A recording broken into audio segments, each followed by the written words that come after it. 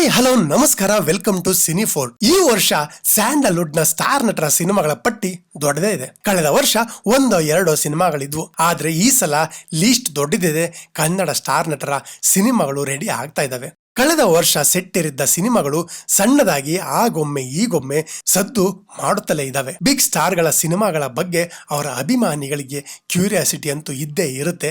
And ತಮ್ಮ ನಾಯಕ ನಟರ ಸಿನಿಮಾದ ಹೊಸ ಅಪ್ಡೇಟ್ ಯಾವಾಗ ಬರುತ್ತೆ ಅಂತ ಕಾಯ್ತಾ ಇರ್ತಾರೆ. ಅದಕ್ಕೆಲ್ಲ ಉತ್ತರವಾಗಿ ಈ ವಿಡಿಯೋದಲ್ಲಿ ಹೇಳೋ ಪ್ರಯತ್ನ. ವಿಡಿಯೋ ಸ್ವಲ್ಪ ದೊಡ್ಡದಾಗಿದೆ, ವಿಷಯನೂ ಅಷ್ಟೇ. ಕೊನೆ ತನಕ ವಿಡಿಯೋನ ನೋಡಿ ಇಷ್ಟ ಆದ್ರೆ ಸಬ್ಸ್ಕ್ರೈಬ್ ಮಾಡಿಕೊಂಡು ಸಪೋರ್ಟ್ ಮಾಡಿ ಅಂತ ಕೇಳ್ತಾ ವಿಡಿಯೋನ ಶುರು ಮಾಡೋಣ ಬನ್ನಿ. ಮೊದಲಿಗೆ ಚಾಲೆಂಜಿಂಗ್ ಸ್ಟಾರ್ ದರ್ಶನ್ ಅವರ ಮುಂದಿನ ಲೈನ್ ಅಪ್ ಗಳ ಬಗ್ಗೆ ಎಲ್ಲರೂ ಕಾತುರದಿಂದ ಕಾಯ್ತಾ ಇದ್ದಾರೆ. ಯಾಕಂದ್ರೆ ಬೇರೆ ಎಲ್ಲಾ ನಟರು ಪ್ಯಾನ್ ಇಂಡಿಯಾ ಸಿನಿಮಾಗಳನ್ನ ಮಾಡ್ತಾ ಇದ್ದಾರೆ, ಆದ್ರೆ ದರ್ಶನ್ ಅವರು ಮಾತ್ರ ಆ ಒಂದು ದಾರಿಯಲ್ಲಿ ಹೋಗದೆ ಅವರದೇ ಆದ ಸಿನಿಮಾಗಳನ್ನ ಮಾಡ್ತಾ ಇದ್ರು. ಕಾಟೇರ ಸಿನಿಮಾ ಮಾತ್ರ ಬರೀ ಕನ್ನಡಿಗರಿಗಾಗಿ ಮತ್ತು ಕನ್ನಡದಲ್ಲಿ ಮಾಡಿದ್ರು ಕೂಡ ಎಲ್ಲ ವರ್ಗದ ಪ್ರೇಕ್ಷಕರನ್ನ, ಫ್ಯಾಮಿಲಿ ಆಡಿಯನ್ಸ್ ನ ಥಿಯೇಟರ್ಗೆ ಬರೋ ಹಾಗೆ ಮಾಡ್ತು. ಇದರಿಂದ ನಮ್ಮ ಸ್ಯಾಂಡಲ್ವುಡ್ ನಲ್ಲಿ ಒಂದು ಎನರ್ಜಿ ಬಂದಿದ್ದಂತೂ ಸುಳ್ಳಲ್ಲ. ಇವಾಗ ಅವರ ಅಪ್ಕಮಿಂಗ್ ಸಿನಿಮಾಗಳು ಸಿಕ್ಕಾಪಟ್ಟೆ ಕ್ಯೂರಿಯಾಸಿಟಿ ಕ್ರಿಯೇಟ್ ಮಾಡ್ತಾ ಇದೆ. ಅಂಡ್ ತಯಾರಾಗ್ತಾ ಇರೋ ಇವ್ರ ಎಲ್ಲಾ ಸಿನಿಮಾಗಳು ಬಿಗ್ ಬಜೆಟ್ ನಲ್ಲಿ ಅನ್ನೋದು ವಿಶೇಷ. ಇವುಗಳಲ್ಲಿ ಪ್ಯಾನ್ ಇಂಡಿಯಾ ಅಂಡ್ ಹಿಸ್ಟಾರಿಕಲ್ ಸಿನಿಮಾಗಳು ಇರೋದು ಸಂತೋಷದ ವಿಷಯ ಅಂತ ಹೇಳ್ತೀನಿ. ಸದ್ಯಕ್ಕೆ ನಿರ್ದೇಶಕ ಪ್ರಕಾಶ್ ಅವರ ಡೆವಿಲ್ ಸಿನಿಮಾದಲ್ಲಿ ದರ್ಶನ್ ಅವರು ಕಾಣಿಸ್ಕೊಳ್ತಾ ಇದ್ದಾರೆ. ಆಲ್ರೆಡಿ ಸಿನಿಮಾದ ಟೈಟಲ್ ಮತ್ತು ಫಸ್ಟ್ ಲುಕ್ ಬಿಡುಗಡೆ ಆಗಿದೆ. ಆದರೆ ದರ್ಶನ್ ಅವರ ಸಿನಿಮಾಗೆ ಸಿಗೋ ಹೈಪ್ ಇವುಗಳಿಗೆ ಸಿಗಲಿಲ್ಲ. ಜಸ್ಟ್ ಅವರ ಸೆಲೆಬ್ರಿಟಿಗಳು ಮಾತ್ರ ಇಷ್ಟಪಟ್ರು ಅಂದ್ರೆ ತಪ್ಪಾಗಲ್ಲ. ಇಲ್ಲಿ ಮಿಲನ ಪ್ರಕಾಶ್ ಅವರು ಅವರ ಎಂದಿನ ಜಾನರ್ ಬಿಟ್ಟು ಬೇರೆ ಜಾನರ್ಗೆ ಕೈ ಹಾಕಿದ್ದಾರೆ. ಇನ್ನ ದರ್ಶನ್ ಅವರು ಕೂಡ ನವಗ್ರಹ ಸಿನಿಮಾದ ನಂತರ ನೆಗೆಟಿವ್ ಶೇಡ್ ಇರೋ ಅಂತ ಸಿನಿಮಾನ ಮಾಡ್ತಾ ಇದ್ದಾರೆ. ಈ ಎಲ್ಲವನ್ನು ನೋಡ್ತಾ ಇದ್ರೆ ಒಂದು ಬೇರೆ ತರಹದ ಫೀಲ್ ನ ಕೊಡುತ್ತೆ ಅಂತ ಹೇಳ್ತೀನಿ. ಇನ್ನ ಸಿನಿಮಾ ಇದೇ ಅಕ್ಟೋಬರ್ ನಲ್ಲಿ ಬಿಡುಗಡೆ ಆಗೋ ಸಾಧ್ಯತೆ ಇದೆಯಂತೆ, ನೋಡೋಣ. ಇನ್ನ ದರ್ಶನ್ ಅವರ ಮುಂದಿನ 2 ಸಿನಿಮಾಗಳು ಸಿಕ್ಕಾಪಟ್ಟೆ ಅಟ್ರಾಕ್ಟ್ ಮಾಡ್ತಿದೆ, ಎಲ್ಲರ ಗಮನ ಸೆಳೀತಿದೆ. ಅದಕ್ಕೆ ಕಾರಣ ಒಂದು ದೊಡ್ಡ ಬ್ಯಾನರ್ ಮತ್ತು ನಿರ್ದೇಶಕ ಅನ್ನೋ ಕಾರಣಕ್ಕೆ ಅಂದ್ರೆ ತಪ್ಪಿಲ್ಲ. ಇನ್ನ KVN ಸಂಸ್ಥೆಯಿಂದ ಬರ್ತಾ ಇರೋ ಮತ್ತು ಕರಿಯ ಸಿನಿಮಾದ ನಂತರ ನಿರ್ದೇಶಕ ಜೋಗಿ ಪ್ರೇಮ್ ಮತ್ತು ದರ್ಶನ್ ಅವರ ಕಾಂಬಿನೇಷನ್ ನಲ್ಲಿ ಮೂಡಿ ಬರ್ತಾ ಇರೋ ಸಿನಿಮಾ ಕರಿಯ ಸಿನಿಮಾ ಆದ ಬಳಿಕ ಈವರೆಗೆ ಈ ಜೋಡಿ ದೂರನೇ ಆಗಿತ್ತು. ಈ ಒಂದು ಕಾಂಬಿನೇಷನ್ ಒಟ್ಟಿಗೆ ಬರ್ಲಿ ಅಂತ ತುಂಬಾ ದಿನಗಳಿಂದ ಎಲ್ಲರೂ ಕಾಯ್ತಾ ಇದ್ರು. ಅದಕ್ಕೆ ಇವಾಗ ಕಾಲ ಒದಗಿ ಬಂದಿದೆ ಅಂತ ಹೇಳ್ತೀನಿ. ಬರೀ ಇದೊಂದೇ ಕಾರಣಕ್ಕೆ ಸೌಂಡ್ ಮಾಡಿದ್ರೆ ನಮಗೇನು ಅಂತ ಮಜಾ ಇರ್ತಾ ಇರಲಿಲ್ಲ. ಸಿನಿಮಾ ಹಿಸ್ಟಾರಿಕಲ್ ಅಥವಾ ಮೈಥಲಾಜಿಕಲ್ ಥೀಮ್ನ ಇಟ್ಕೊಂಡು ಮಾಡ್ತಿರೋ ಸಿನಿಮಾ ಆದ್ರಿಂದಾನೆ ಈ ಸಿನಿಮಾ ಮತ್ತು ಈ ಒಂದು ಕಾಂಬಿನೇಷನ್ ಮೇಲೆ ಒಂದು ಭರವಸೆ ಮೂಡಿದೆ. ಅಂಡ್ ಆಲ್ರೆಡಿ ಪೋಸ್ಟರ್ ನಲ್ಲಿ ಆಂಜನೇಯನ ಛಾಯೆ ಕಾಣಿಸ್ತಿದೆ. ಸಿನಿಮಾದಲ್ಲೂ ಅದೇ ಇದ್ರೆ ಮಾತ್ರ ಯಾವ ಲೆವೆಲ್ಗೆ ಸೌಂಡ್ ಮಾಡುತ್ತೆ ಅಂದ್ರೆ ಅದನ್ನ ತಡೆಯೋದು ಯಾರ ಕೈಯಲ್ಲೂ ಸಾಧ್ಯವಿಲ್ಲ. ಯಾಕಂದ್ರೆ ಆಲ್ರೆಡಿ ದರ್ಶನ್ ಅವರು ಹಿಸ್ಟಾರಿಕಲ್ ಸಿನಿಮಾ ಮಾಡಿ ಸೈ ಎನ್ಸ್ಕೊಂಡಿದ್ದಾರೆ. ಇನ್ನು KVN ಸಂಸ್ಥೆ ಇರೋದ್ರಿಂದ ಸಿನಿಮಾಗೆ ಯಾವುದೇ ಕೊರತೆ ಇರಲ್ಲ. ಅವರು ಕೂಡ ತುಂಬಾ ಫ್ಯಾಷನೇಟ್ ನಿರ್ಮಾಪಕರಾಗಿರೋದ್ರಿಂದ ಸಿನಿಮಾ ಅದ್ದೂರಿಯಾಗಿ ನಿರ್ಮಾಣವಾಗುತ್ತೆ ಅಂತ ಹೇಳ್ತೀನಿ. ಇನ್ನು ಈ ಮೂವರ ಕಾಂಬಿನೇಷನ್ ಇಂದ ಸಿನಿಮಾ ಬರೀ ಕರ್ನಾಟಕ ಮಾತ್ರವಲ್ಲದೆ ಇಡೀ ಇಂಡಿಯಾದಲ್ಲೇ ಸೌಂಡ್ ಮಾಡೋದು ಗ್ಯಾರಂಟಿ ಅಂತ ಹೇಳ್ತೀನಿ. ಇನ್ನ ಮುಂದಿನ ಸಿನಿಮಾ ಯಾವುದು ಅಂತ ನೋಡೋದಾದ್ರೆ D59 ವೀರ ಸಿಂಧೂರ ಲಕ್ಷ್ಮಣ. ಈ ಸಿನಿಮಾವನ್ನ ಡೈರೆಕ್ಷನ್ ಮಾಡ್ತಿರೋದು ಹಿಟ್ ಸಿನಿಮಾವಾದ ಕಾಟೇರ ಸಿನಿಮಾದ ನಿರ್ದೇಶಕ ತರುಣ್ ಕಿಶೋರ್ ಸುಧೀರ್ ಅವರು. ಕಾಟೇರ ಇಂಡಸ್ಟ್ರಿ ಹಿಟ್ ಆಗಿರೋದ್ರಿಂದ ತರುಣ್ ಅವರ ಮೇಲೆ ತುಂಬಾ ದೊಡ್ಡ ಜವಾಬ್ದಾರಿ ಇದೆ. ಒಂದು ಮೂಲದ ಪ್ರಕಾರ ಸಿಂಧೂರ ಲಕ್ಷ್ಮಣ ನಾಟಕವನ್ನ ತರುಣ್ ಅವರ ತಂದೆ ಸುಧೀರ್ ಅವರು ಅನೇಕ ಬಾರಿ ನಾಟಕ ಮಾಡಿದ್ರಂತೆ. ಅಂಡ್ ಅವಾಗಿನ ಆ ಒಂದು ಎಕ್ಸ್ಪೀರಿಯನ್ಸ್ ಇವಾಗ ಕತೆಗೆ ಬೇಕಾದ ರಿಸರ್ಚ್ ಮಾಡೋಕೆ, ಸಿನಿಮಾದ ಸ್ಕ್ರಿಪ್ಟ್ಗೆ ಕತೆ ಮಾಡೋಕೆ ತರುಣ್ ಅವರಿಗೆ ಹೆಲ್ಪ್ ಆಗ್ಬೋದು ಅಂತ ಹೇಳ್ತೀನಿ. ಇನ್ನ ಒಂದಷ್ಟು ಜವಾಬ್ದಾರಿಗಳೊಟ್ಟಿಗೆ ನಿರ್ದೇಶಕ ತರುಣ್ ಅವರು ಒಂದು ದೊಡ್ಡ ಪ್ರಾಜೆಕ್ಟ್ಗೆ ಕೈ ಹಾಕಿದ್ದಾರೆ. ನಮ್ಮ ಮಣ್ಣಿನ ಒಂದು ವೀರಗಾಥೆಯನ್ನ ಇಡೀ ದೇಶಕ್ಕೆ ಹೇಳೋಕೆ ಮಾಡ್ತಾ ಇರೋ ಇವರ ಪ್ರಯತ್ನ ಸಕ್ಸಸ್ ಆಗ್ಲಿ ಅಂತ ಹೇಳ್ತೀನಿ. Next action prince Dhruva Sarja. ಈ ಕಾಲಮಾನದ ಕೊನೆಯ ಸೂಪರ್ ಸ್ಟಾರ್ ಅಂದ್ರೆ ತಪ್ಪಿಲ್ಲ. ಯಾಕಂದ್ರೆ ಇವರ ನಂತರ ಬಂದ ಎಲ್ಲಾ ನಟರು ಜಸ್ಟ್ ಸ್ಟಾರ್ಗಳಾಗಿ ಗುರುತಿಸಿಕೊಂಡಿದ್ದಾರೆ ಹೊರತು ಯಾರೂ ಕೂಡ ಸೂಪರ್ ಸ್ಟಾರ್ಗಳಾಗಿ ಬರಲಿಲ್ಲ. ಇನ್ನ ಇತ್ತೀಚೆಗೆ ಧ್ರುವ ಅವರಿಗೆ ಅವರದೇ ಆದ ಫ್ಯಾನ್ ಫಾಲೋಯಿಂಗ್ ಇದೆ, ದೊಡ್ಡ ಮಟ್ಟದಲ್ಲಿದೆ. ಯಾಕಂದ್ರೆ ಧ್ರುವ ಅವರ ಡೆಡಿಕೇಶನ್ ಅಂತದ್ದು. ಅವರು ಅವರ ಸಿನಿಮಾಗೆ ಹಾಕೋ ಎಫರ್ಟ್, ಸಿನಿಮಾ ಮೇಲಿನ ಜವಾಬ್ದಾರಿ, ಅವರ ಆಕ್ಟಿಂಗ್, ಡ್ಯಾನ್ಸ್, ಮೇನ್ಲಿ ಅವರು ಮಾಡೋ ಆಕ್ಷನ್ ಮತ್ತು ಅವರು ಮಾಡೋ ಕ್ಯಾರೆಕ್ಟರ್ಗಳಿಗೆ ಅವರ ಬಾಡಿಯನ್ನ ಹೇಗೆ ಬೇಕೋ ಹಾಗೆ ಚೇಂಜ್ ಮಾಡಿಕೊಂಡು, ಅಂದ್ರೆ ಒಂದು ಕ್ಯಾರೆಕ್ಟರ್ಗೆ ಬಾಡಿ ಬಿಲ್ಡ್ ಮಾಡಿದ್ರೆ ಇನ್ನೊಂದು ಕ್ಯಾರೆಕ್ಟರ್ಗೆ ತೂಕ ಇಳಿಸ್ಕೊಂಡು ಸ್ಲಿಮ್ ಅಂಡ್ ಫಿಟ್ ಆಗಿ ಬದಲಾಗೋದು ಸಿನಿಮಾ ಪ್ರೇಕ್ಷಕರಿಗೆ ಮಾತ್ರ ಅಲ್ಲ, ಸಿನಿಮಾ ಟೆಕ್ನಿಷಿಯನ್ಸ್ ಕೂಡ ಇವರನ್ನ ಕೊಂಡಾಡ್ತಾರೆ. ಅಂದ್ರೆ ಧ್ರುವ ಅವರ ಸಿನಿಮಾ ಪ್ರೀತಿ ಎಷ್ಟಿರಬೇಡ. ದೊಡ್ಡ ಥ್ಯಾಂಕ್ಸ್ ಹೇಳ್ಬೇಕು ಧ್ರುವಗೆ ಸರ್. ಹೆಂಗ್ ರೀತಿ ಯಾವ ರೀತಿ ನಾನು ಪರ್ಫಾರ್ಮೆನ್ಸ್ ಮಾಡಿ ಎತ್ಕೊಂಡು ಹೋಗ್ಬೇಕು ಅಂತ ಹೀರೋ ಸಿಕ್ತ. ಇವಾಗ ನೀವು ಕೇಳಿ, ಇವಾಗ ನಾವು ನೀವೇ ಮಾತಾಡ್ತಾ ಇದೀವಿ, ಅಪ್ಗ್ರೇಡ್ ಏನು, ನೆಕ್ಸ್ಟ್ ವರ್ಷನ್ ಏನು, ನೆಕ್ಸ್ಟ್ ವರ್ಷನೇ ಧ್ರುವ ಸರ್, ನೆಕ್ಸ್ಟ್ ವರ್ಷನೇ ಧ್ರುವ ಸರ್, ನೆಕ್ಸ್ಟ್ ವರ್ಷನೇ ಧ್ರುವ ಸರ್. ಇವಾಗ ನೀವು ಕೇಳಿ, ಇವಾಗ ನಾವು ನೀವೇ ಮಾತಾಡ್ತಾ ಇದೀವಿ, ಅಪ್ಗ್ರೇಡ್ ಏನು, ನೆಕ್ಸ್ಟ್ ವರ್ಷನ್ ಏನು, ನೆಕ್ಸ್ಟ್ ವರ್ಷನೇ ಧ್ರುವ. ಕನ್ನಡ ಇಂಡಸ್ಟ್ರಿಯ ನೆಕ್ಸ್ಟ್ ವರ್ಷನ್ ಹೀರೋನೇ ಧ್ರುವ ಸರ್. ಆದ್ರೆ ಇವರು ಸಿನಿಮಾಗೆ ತಗೊಳ್ಳೋ ಟೈಮ್ ಮಾತ್ರ ಇವರ ಅಭಿಮಾನಿಗಳ ಕೋಪಕ್ಕೆ ಕಾರಣವಾಗಿದೆ. ವರ್ಷಕ್ಕೆ ಒಂದಾದ್ರೂ ಸಿನಿಮಾ ಮಾಡ್ಲಿ, ಥಿಯೇಟರ್ಗೆ ಬರ್ಲಿ ಅನ್ನೋದು ಸಿನಿಮಾ ಪ್ರೇಕ್ಷಕರ ಮತ್ತು ಧ್ರುವ ಅವರ ಅಭಿಮಾನಿಗಳ ಕೋರಿಕೆ ಅಂತ ಹೇಳ್ತೀನಿ. ಇನ್ನ ಇವರ ಮುಂದಿನ ಸಿನಿಮಾ ಮಾರ್ಟಿನ್. ಈ ಸಿನಿಮಾ ಧ್ರುವ ಅವರ ಹಿಂದಿನ ಸಿನಿಮಾಗಳಿಗೂ ಇದಕ್ಕೂ ತುಂಬಾ ವ್ಯತ್ಯಾಸ ಇರಲಿದೆ ಅಂತೆ. ಅಂದ್ರೆ ಇಲ್ಲಿ ಧ್ರುವ ಅವರು 2 ಶೇಡ್ನಲ್ಲಿ ಕಾಣಿಸ್ಕೊಳ್ತಿದ್ದಾರೆ. ಅಂಡ್ ಸಿನಿಮಾದಲ್ಲಿ ಅವರ ಎಂದಿನ ಶೈಲಿಯ ಉದ್ದ ಸಂಭಾಷಣೆ ಇರಲ್ವಂತೆ. ಇಲ್ಲಿ ಜಸ್ಟ್ ಒನ್ ಲೈನರ್ಗಳನ್ನ ಜಾಸ್ತಿ ವರ್ಕೌಟ್ ಮಾಡಿದ್ದಾರಂತೆ ನಿರ್ದೇಶಕ AP ಅರ್ಜುನ್. ಅಂಡ್ ಇದು ಇವರ 2ನೇ ಕಾಂಬಿನೇಷನ್ ಸಿನಿಮಾ. ಇನ್ನ ಮಾರ್ಟಿನ್ ಸಿನಿಮಾದಲ್ಲಿ ಧ್ರುವ ಅವರ ಕ್ಯಾರೆಕ್ಟರ್ ಸೈಲೆಂಟ್ ಆಗಿ ಇದ್ರೂ ವೈಲೆಂಟ್ ಆಗಿರುತ್ತಂತೆ. ನನಗೆ ಬಂದಂತ ಮಾಹಿತಿಯ ಪ್ರಕಾರ ಧ್ರುವ ಅವರ ಒಂದು ಕ್ಯಾರೆಕ್ಟರ್ ಮಾತೇ ಇಲ್ಲದ ಮೂಗನಾಗಿ ಇರುತ್ತಂತೆ. ಇದು ಎಷ್ಟರ ಮಟ್ಟಿಗೆ ನಿಜನೋ ಗೊತ್ತಿಲ್ಲ. ಬರೋಬ್ಬರಿ 90 ಕೋಟಿಯಲ್ಲಿ ತಯಾರಾಗ್ತಿರೋ ಮಾರ್ಟಿನ್ ಶೂಟಿಂಗ್, ಡಬ್ಬಿಂಗ್ ಎಲ್ಲ ಕಂಪ್ಲೀಟ್ ಮಾಡಿ ರೆಕಾರ್ಡಿಂಗ್ ಜೊತೆಗೆ ಹಲವಾರು ಕಂಪನಿಗಳಲ್ಲಿ VFX ಕೂಡ ನಡೀತಿದೆ. ಸಿನಿಮಾ ಮೇ ತಿಂಗಳಲ್ಲಿ ಅಥವಾ ಜೂನ್ ತಿಂಗಳ ಕೊನೆಯಲ್ಲಿ ಥಿಯೇಟರ್ಗೆ ಬರೋ ಚಾನ್ಸಸ್ ಇದೆ. ಇನ್ನ ಇದಾದ ನಂತರ ಧ್ರುವ ಅವರು ಕಾಳಿದಾಸನಾಗಿ ಅಂದ್ರೆ KD ಆಗಿ ಜೋಗಿ ಪ್ರೇಮ್ ಅವರ ಗರಡಿಯಲ್ಲಿ ಬರ್ತಾ ಇದ್ದಾರೆ. ಅಂಡ್ ಈ ಒಂದು ಸಿನಿಮಾವನ್ನು ಕೂಡ KVN ಪ್ರೊಡಕ್ಷನ್ ನಲ್ಲಿ ನಿರ್ಮಾಣ ಮಾಡ್ತಾ ಇದ್ದಾರೆ. ಜೋಗಿ ಪ್ರೇಮ್ ಅವರ ಸಿನಿಮಾಗಳು ಅಂದ್ರೇನೆ ಅಲ್ಲಿ ಹಾಡುಗಳು, ಅದ್ದೂರಿತನದ ಮೇಕಿಂಗ್ ಇದ್ದೇ ಇರುತ್ತೆ, ಅದು ಕಾಮನ್.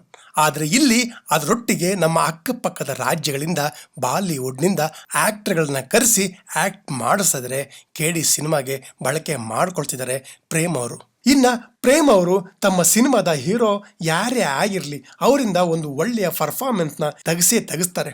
ಅಂಡ್ ಅಂಡರ್ ವರ್ಲ್ಡ್ ಜೊತೆ ಮದರ್ ಸೆಂಟಿಮೆಂಟ್ ಕಥೆನ ಹೇಳ್ತಾ ಇದ್ದ ಜೋಗಿ ಪ್ರೇಮ್ ಅವರು ಇಲ್ಲಿ ಒಂದು ಚೂರು ಬದಲಾಗಿ ಒಂದು ದೊಡ್ಡ ಮಟ್ಟದ ಆಕ್ಷನ್ ಸಿನಿಮಾವನ್ನ ಧ್ರುವ ಅವರ ಅಭಿಮಾನಿಗಳಿಗೆ ಕೊಡ್ತಾ ಇದ್ದಾರೆ.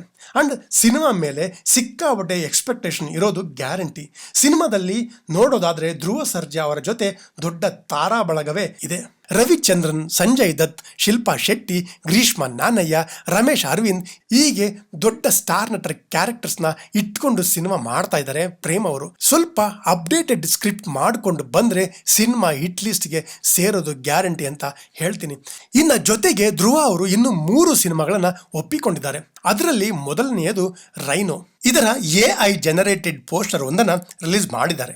ಈ ಒಂದು ಸಿನಿಮಾವನ್ನ ಮಾರ್ಟಿನ್ ಸಿನಿಮಾದ ನಿರ್ಮಾಪಕ ಉದಯ್ ಕೆ ಮೆಹ್ತಾ ಅವರು ನಿರ್ಮಾಣ ಮಾಡ್ತಾ ಇದ್ದಾರೆ. ಇನ್ನು ಸಿನಿಮಾದ ಬೇರೆ ಹೆಚ್ಚಿನ ಮಾಹಿತಿ ಇನ್ನಷ್ಟೇ ಬರಬೇಕಿದೆ. ಇನ್ನ KVN ಅವರೊಟ್ಟಿಗೆ ಮತ್ತೊಂದು ಸಿನಿಮಾ, ಜಗ್ಗುದಾದ ಸಿನಿಮಾದ ನಿರ್ದೇಶಕರ ಜೊತೆಗೆ ಒಂದು ಸಿನಿಮಾ ಮಾಡ್ತಾರಂತೆ.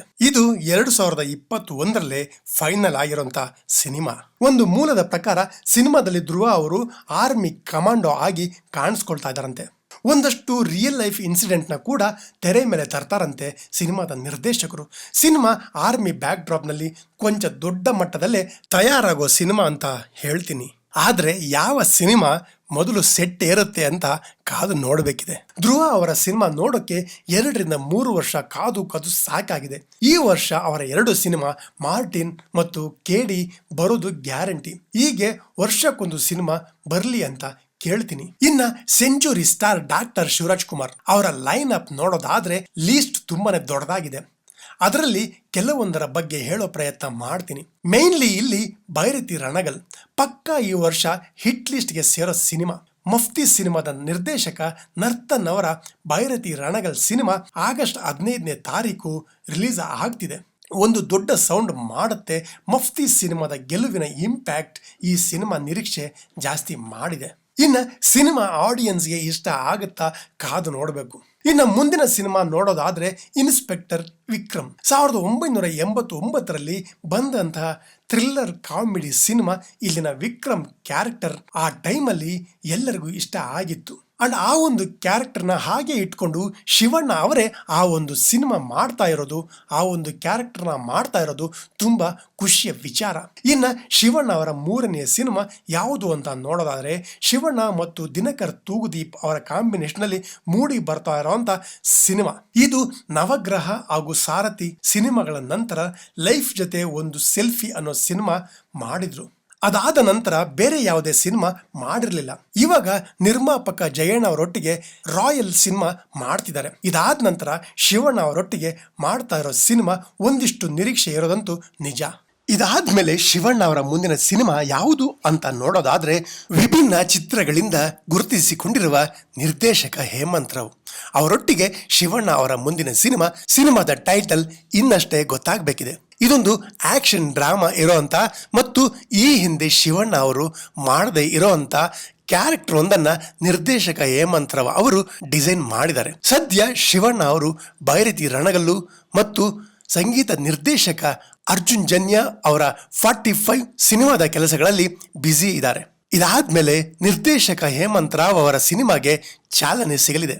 ಶಿವಣ್ಣ ಅವರ ಇನ್ನು ಹಲವಾರು ಸಿನಿಮಾಗಳು ಲೈನ್ಅಪ್ ನಲ್ಲಿ ಇದಾವೆ. ಮುಂದಿನ ದಿನಗಳಲ್ಲಿ ಅದರದೇ ಒಂದು ಸಪರೇಟ್ ವಿಡಿಯೋ ಮಾಡಿ ಹೇಳ್ತೀನಿ. ಇನ್ನ ನೆಕ್ಸ್ಟ್ ನೋಡೋದಾದ್ರೆ ರಾಕಿಂಗ್ ಸ್ಟಾರ್ ಯಶ್ ಇವರು ಮಾಡ್ತಾ ಇರೋ ಸಿನಿಮಾಗಳು ಯಾವುದು ಅನ್ನೋದೇ ತುಂಬಾನೇ ಕನ್ಫ್ಯೂಷನ್ ಇದೆ. ಯಾಕಂದ್ರೆ ಟಾಕ್ಸಿಕ್ ಬಿಟ್ಟು ಇನ್ನೆಲ್ಲ ಸಿನಿಮಾಗಳು ಬರೀ ಗಾಳಿ ಮಾತು, ಜಸ್ಟ್ ಯಾರೋ ಎಲ್ಲೋ ಹಾಗಂತೆ ಹೀಗಂತೆ ಅಂತ ಗಾಸಿಪ್ನಲ್ಲಿ ಬಂದಿರೋ ವಿಷಯವೇ ಅಷ್ಟೇ. ಇನ್ನ ಟಾಕ್ಸಿಕ್ ಸಿನಿಮಾ ಬರೀ ಕರ್ನಾಟಕಕ್ಕೆ ಮಾತ್ರವಲ್ಲ, ಇಡೀ ಇಂಡಿಯಾನೇ ಕಾಯ್ತಾ ಇರೋ ಸಿನಿಮಾ. KGF ಸರಣಿಗಳ ನಂತರ ಒಂದು ದೊಡ್ಡ ಗ್ಯಾಪ್ ತಗೊಂಡು ಮಾಡ್ತಾ ಇರೋ ಯಶ್ ಅವರ ಸಿನಿಮಾ ಪ್ರೀ ಪ್ರೊಡಕ್ಷನ್ ಮುಗಿಸಿ ಶೂಟಿಂಗ್ ಹೋಗಕ್ಕೆ ತಂಡ ತಯಾರಿ ಮಾಡ್ಕೊಂಡಿದೆ. ಆಲ್ರೆಡಿ ಬೆಂಗಳೂರಲ್ಲೇ ಸೆಟ್ ಹಾಕೋ ತಯಾರಿ ಕೂಡ ನಡೀತಿದೆ ಅಂತೆ. ಇನ್ನು ಈ ಸಿನಿಮಾ ನೆಕ್ಸ್ಟ್ ಇಯರ್ ಬರೋದು ಗ್ಯಾರಂಟಿ. ಇನ್ನ lady director Neetu Mohan Das cinema ಚೆನ್ನಾಗಿ ಮಾಡಿದ್ರೆ ಸಾಕು, ಇಂಡಿಯನ್ ಸಿನಿಮಾ ಇಂಡಸ್ಟ್ರಿನೇ ಶೇಕ್ ಆಗೋದು ಗ್ಯಾರಂಟಿ. ಇನ್ನ ಇದನ್ನ ಬಿಟ್ರೆ ಒಂದು ಹಿಂದಿ ಸಿನಿಮಾ ಅಂದ್ರೆ ರಾಮಾಯಣದಲ್ಲಿ ಯಶ್ ಅವರು ರಾವಣನಾಗಿ ಕಾಣಿಸ್ಕೊಳ್ತಾ ಇದ್ದಾರೆ. ಹಾಗಂತ ಈ ಒಂದು ವಿಷಯ ಎಲ್ಲ ಕಡೆ ಓಡಾಡ್ತಿದೆ. ಆದ್ರೆ ಇದರ ಅಫಿಷಿಯಲ್ ಅನೌನ್ಸ್ಮೆಂಟ್ ಮಾತ್ರ ಯಶ್ ಅವರೇ ಮಾಡಬೇಕು. ಅಲ್ಲಿಯವರೆಗೆ ಇದನ್ನ ನಂಬೋಕೆ ಸಾಧ್ಯ ಇಲ್ಲ ಅಂತ ಹೇಳ್ತೀನಿ. ಇನ್ನ ಈ ಒಂದು ರಾಮಾಯಣ 3 ಭಾಗಗಳಾಗಿ ತಯಾರಾಗತ್ತೆ ಅಂತ ಕೇಳಿ ಬರ್ತಾ ಇದೆ. ನೋಡೋಣ, ಯಶ್ ಅವರನ್ನ ಪೌರಾಣಿಕ ಪಾತ್ರದಲ್ಲಿ ನೋಡಕ್ಕೆ ನಾನಂತೂ ಕಾಯ್ತಾ ಇದ್ದೀನಿ. ನೋಡೋಣ ಸಿನಿಮಾ ಅಪ್ಡೇಟ್ ಹೇಗೆ ಬರುತ್ತೆ ಅಂತ. ಇನ್ನ ಕಿಚ್ಚ ಸುದೀಪ್ ಅವರ ಲೈನ್ ಅಪ್ ಗಳನ್ನ ನೋಡೋದಾದ್ರೆ ಮೊದಲನೇದಾಗಿ ಕಿಚ್ಚ 46 ಮ್ಯಾಕ್ಸ್ ಅವತಾರದಲ್ಲಿ ಕಾಣಿಸ್ಕೊಳ್ತಾ ಇದ್ದಾರೆ. ತಮಿಳು ಇಂಡಸ್ಟ್ರಿಯ ದೊಡ್ಡ ನಿರ್ಮಾಣ ಸಂಸ್ಥೆ ಸಿನಿಮಾನ ಪ್ರೊಡ್ಯೂಸ್ ಮಾಡ್ತಿದೆ. ಅಂಡ್ ತಮಿಳಿನ ಹೊಸ ನಿರ್ದೇಶಕರು ವಿಜಯ್ ಈ ಸಿನಿಮಾನ ಡೈರೆಕ್ಟ್ ಮಾಡ್ತಿದ್ದಾರೆ. ಅಂಡ್ ತಮಿಳು ಮತ್ತು ಕನ್ನಡ ಭಾಷೆಗಳಲ್ಲಿ ಒಟ್ಟಿಗೆ ತಯಾರಾಗ್ತಿರೋ ಸಿನಿಮಾ ಇದು. ಜೊತೆಗೆ ಬೇರೆ ಭಾಷೆಗಳಲ್ಲೂ ತೆರೆ ಕಾಣುತ್ತೆ. ನೋಡೋಣ ಸಿನಿಮಾ ಹೇಗೆ ಸೌಂಡ್ ಮಾಡುತ್ತೆ ಅಂತ. ಇನ್ನು ಮುಂದಿನ ಸಿನಿಮಾ ಕಿಚ್ಚ 47. ಇದಕ್ಕೆ ಇನ್ನ ಹೆಸರಿಡಬೇಕಿದೆ. ಇದು ಕೂಡ ತಮಿಳು ನಿರ್ದೇಶಕ ಚೇರನ್ ಅವರ ನಿರ್ದೇಶನ ಮಾಡ್ತಾ ಇರೋ ಮತ್ತು ತಮಿಳು ನಿರ್ಮಾಣ ಸಂಸ್ಥೆಯೊಂದರಲ್ಲಿ ತಯಾರಾಗ್ತಾ ಇರೋ ಸಿನಿಮಾ. ಇದು ಕೂಡ 2 ಭಾಷೆಗಳಲ್ಲಿ ನಿರ್ಮಾಣವಾಗ್ತಿದೆ. ಇಲ್ಲಿಯವರೆಗೆ ಫ್ಯಾಮಿಲಿ ಡ್ರಾಮಾಗಳನ್ನಷ್ಟೇ ಮಾಡ್ಕೊಂಡು ಬಂದಿರೋ ಚೇರನ್ ಅವರು ಒಂದು ಮಾಸ್ ಆಕ್ಷನ್ ಸಿನಿಮಾಗೆ ಕೈ ಹಾಕಿದ್ದಾರೆ ಅನ್ನೋದನ್ನ ಬಿಟ್ರೆ ಬೇರೆ ಯಾವುದೇ ಅಪ್ಡೇಟ್ಗಳು ಬಂದಿಲ್ಲ. ನೋಡೋಣ ಏನೆಲ್ಲ ಅಪ್ಡೇಟ್ ಬರುತ್ತೆ ಅಂತ.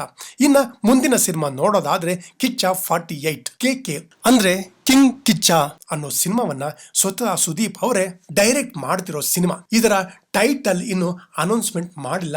ಇನ್ನ ಈ ಸಿನಿಮಾನ ಕಾರ್ತಿಕ್ ಗೌಡ ಅವರು ನಿರ್ಮಾಣ ಮಾಡ್ತಾ ಇದ್ದಾರೆ. ಒಂದು ಮಾಸ್ ಕಮರ್ಷಿಯಲ್ ಜೊತೆ ಒಂದು ದೊಡ್ಡ ಕತೆ ಇರೋ ಸಿನಿಮಾ ನಿರೀಕ್ಷೆ ಮಾಡಬಹುದು. ಆದಷ್ಟು ಬೇಗ ಸಿನಿಮಾ ಬರಲಿ ಅನ್ನೋದು ನಮ್ಮ ಕೋರಿಕೆ ಅಷ್ಟೇ. ಇನ್ನ ಸುದೀಪ್ ಅವರ ಮುಂದಿನ ಸಿನಿಮಾ BRB ಅಂದ್ರೆ ಬಿಲ್ಲಾ ರಂಗ ಬಾದ್ಶಾ.